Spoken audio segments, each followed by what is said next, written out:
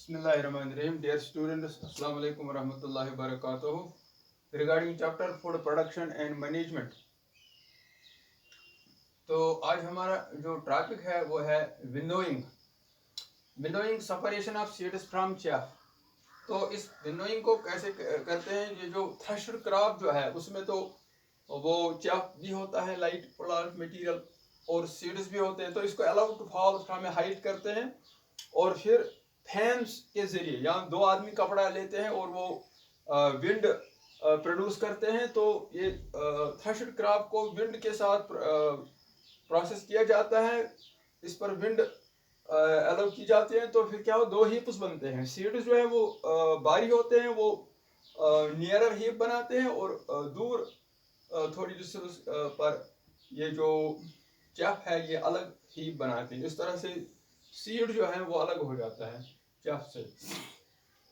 और इसी तरह स्टोरेज ऑफ ग्रेन इसके बाद है. तो स्टोरेज करने से पहले, क्योंकि स्टोर करना, जो स्टोरेज ग्रेन्स का करना है, एक तो है कि वो खराब ना हो जाए और दूसरा कि सरप्लस ग्रेन्स जो है वो अच्छी हिफाजत से रहे ताकि आगे हमें काम आ जाए. क्योंकि हर साल क्रॉप प्रोडक्शन सेम नहीं होती, किसी साल ज़्यादा होती, किसी साल कम होती, किसी साल मानसून फेल होता है, किसी साल और कुछ वजूहात होते हैं, ड्राउट होता है या फ्लडिंग होती है. तो फिर लिहाजा स्टोरेज ऑफ जो ग्रेन्स है वो बहुत इंपॉर्टेंट है, इस पर आगे और बात करेंगे. तो इनको सनलाइट में ड्राई किया जाता है सीड्स को, और फिर इनको स्टोर किया जाता है मुख्तलिफ छोटे पैमाने पर, बड़े पैमाने पर. तो क्ले पॉट्स में, बार्नस में, ग्रैनरीज में. तो इनको जब स्टोर किया जाता है बड़े पैमाने पे सीमेंटेड हॉल्स, गोडाउन्स, तो सेव, ताकि ये इनको सेव किया जाता है from birds, rodents, rats extra, insects, microbes और इंसेक्ट से बचाने के लिए. तो फिर इनको फ्यूमिगेट किया जाता है बाय पेस्टिसाइड्स. और ये जो सीमेंटेड हॉल्स है, गोडाउन्स, तो ये इनके इनकी कुछ क्वालिटीज़ होनी चाहिए. मतलब ये इजी टू क्लीन और easy to dry, easy to clean, easy to fumigate. इसमें दवाई इस्तेमाल करना, इसको साफ करना इजी हो, ऐसा हो ये. और मतलब ये ज़मीन से कुछ हाइट पर हो और जहाँ पे फ्लडिंग का मसला ना हो. और ये वाटर प्रूफ होना चाहिए, मॉइस्चर प्रूफ होने चाहिए. तो और सनलाइट प्रूफ, यानी गर्मी और ये जो ह्यूमिडिटी से तो ये फूड ग्रेन्स पे कोई असर नहीं होना चाहिए. और ये वेल प्रोटेक्टेड होने चाहिए. और इनकी लोकेशन जो है वो कन्वीनियंट होनी चाहिए ताकि आसानी से इनको वहाँ तक लाया जा सके और वहाँ से डिस्ट्रीब्यूशन के लिए लिया जा सके. और ये पेस्टिसाइड्स यूज़ करने के लिए तो ये कन्वीनियंट होने चाहिए, तो इसमें इजीली हम स्प्रे कर सके और ये चेक कर सके कि हमने जो फूड ग्रेन्स रखे हैं तो ये ख़राब तो नहीं हुए. और वक्फे से इन पर फ्यूमिगेशन की जाती है, पेस्टिसाइड्स की, इंसेक्टिसाइड्स की, तो वो इजी हो, कन्वीनियंट हो. और हमें मालूम होना चाहिए कि हर साल मतलब जिस साल ज़्यादा प्रोडक्शन हो और जो ग्रेन्स, फूड ग्रेन्स है वो सरप्लस हों, तो इस सरप्लस फूड ग्रेन्स को हम बफर स्टॉक कहते हैं और इसको स्टोर करते हैं. तो ये एक बफर स्टॉक बनता है ताकि जब भी ज़रूरत पड़े तो इसको यूज़ किया जाए.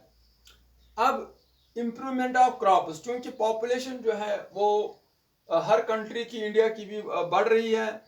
और 2018 डाटा के मुताबिक 20 मिलियन जो है हर साल पॉपुलेशन बढ़ रही है. और लिहाजा इस वक्त जो है 145 मिलियन टन प्रोड्यूस होते हैं फूड ग्रेन्स. और लिहाजा हमें चाहिए कि 100 मिलियन टन और प्रोड्यूस कर ले. तो इसके लिए क्या इकदाम करते हैं? इसके लिए कुछ इकदाम किए जाते हैं. Number 1, to bring additional barren land under cultivation. और जो लैंड बेकार है तो इरिगेशन को इम्प्रूव किया जाता है ताकि उसको भी अंडर प्लो लाया जाए, उस पर भी कल्टीवेशन हो जाए. और ये अंदाजे के मुताबिक 15% हर साल किया जाता है, 15% ऑफ द बैरन लैंड। और अब हमारा टारगेट है क्रॉप प्रोडक्शन को बढ़ाना। तो क्रॉप प्रोडक्शन को बढ़ाने के लिए कुछ इकदाम किए जाए, जैसे प्लांट ब्रीडिंग, जिसको हम कहते हैं क्रॉस ब्रीडिंग या हाइब्रिडाइजेशन।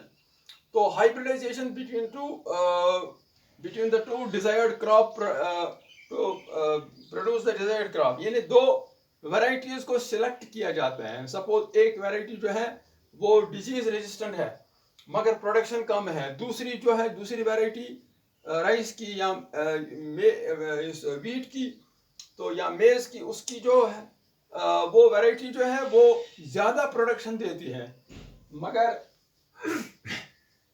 वो डिजीज रेजिस्टेंट नहीं है, उसको बहुत सारे इंसेक्टिसाइड्स पेस्टिसाइड्स लगाने पड़ते हैं। ये लिहाजा इन दो को क्रॉस किया जाता है। तो ये प्रोसेस जो है टू ऑब्टेन न्यू वैरायटी, ताकि वो डिजीज रेजिस्टेंट भी हो और प्रोडक्शन भी ज़्यादा हो।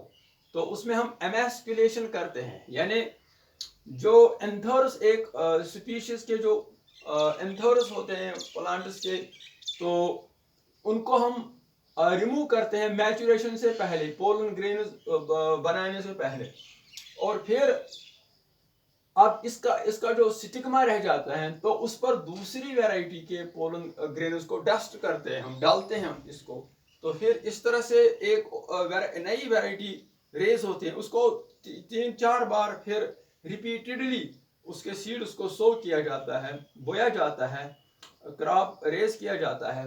तो फिर जब तक ना ये दोनों यानी ऐसा सीड तैयार हो जिसमें दोनों की क्वालिटीज जमा हो जाए और नई क्वालिटी डिजायर्ड क्वालिटी मतलब क्रॉप की हमें हासिल हो, जिसमें जो डिजीज रेजिस्टेंट भी हो और जिसकी प्रोडक्शन भी ज़्यादा हो। तो ये काम इंस्टीट्यूट्स और universities of Indian council of agriculture research में किया जाता है। तो वहाँ क्या होता है, new varieties of wheat, rice, vegetables and fruits को इसी तरह रेज किया जाता है। तो दूसरा काम है सॉइल इम्प्रूवमेंट, सॉइल को इम्प्रूव करना, यानी उसका पीएच वैल्यू देखना। और फिर ये सॉइल इम्प्रूवमेंट कई तरह से होता है। नंबर 1 क्रॉप रोटेशन, क्रॉप्स को रोटेट किया जाता है, यानी लिग्यूमिनस क्रॉप्स को मतलब दूसरे क्रॉप से, ये जैसे कॉटन और सोयाबीन, कॉटन और ग्राउंडनट, इनको रोटेट किया जाता है, क्योंकि एक क्रॉप का जो वेस्ट मटेरियल है वो दूसरे क्रॉप का न्यूट्रिएंट बन जाता है और सॉइल फर्टिलिटी बरकरार रहती है। क्योंकि तुम्हें मालूम है कि ये जो पल्स प्लांट्स है ये नाइट्रोजन फिक्स करते हैं और कॉटन, व्हीट, राइस, इनको नाइट्रोजन बहुत चाहिए। तो लिहाजा क्रॉप रोटेशन से यही होता है मिक्सड क्रॉपिंग, यानी अगर हम एक ही टाइम पे दोनों क्रॉप्स जैसे राइस और सोयाबीन रेज करें तो नतीजा क्या निकलेगा, नतीजा निकले टाइम भी बच जाएगा और हमें एक के बदले 2 क्रॉप मिलेंगे और टाइम भी बच जाएगा, लेबर भी बच जाएगा और दोनों क्रॉप हमें हासिल होंगे और ये दोनों क्रॉप एक दूसरे को हेल्प करेंगे। और नंबर 3 फील्ड फॉलो, कभी कभी अगर हमारे पास बहुत ज़मीन है तो हम उसको ऐसे बेकार छोड़ते हैं ताकि उस ज़मीन पे जो ग्रीन प्लांट्स उगे, डेवलप हो, अपने आप होते हैं वो, या कभी कभी उनको रेज किया जाता है लिग्यूमिनस प्लांट्स एक्स्ट्रा। तो फिर जो इस ज़मीन पे एक सीजन के लिए बेकार रखा, दूसरे सीजन में इस पे हल्क चलाए जाते हैं तो इसको ग्रीन मैन्योर सॉइल को हासिल होता है। तो लिहाजा इस तरह हम सॉइल इम्प्रूवमेंट करते हैं। तो बाकी इंशाल्लाह आइंदा खुदा हाफिज़।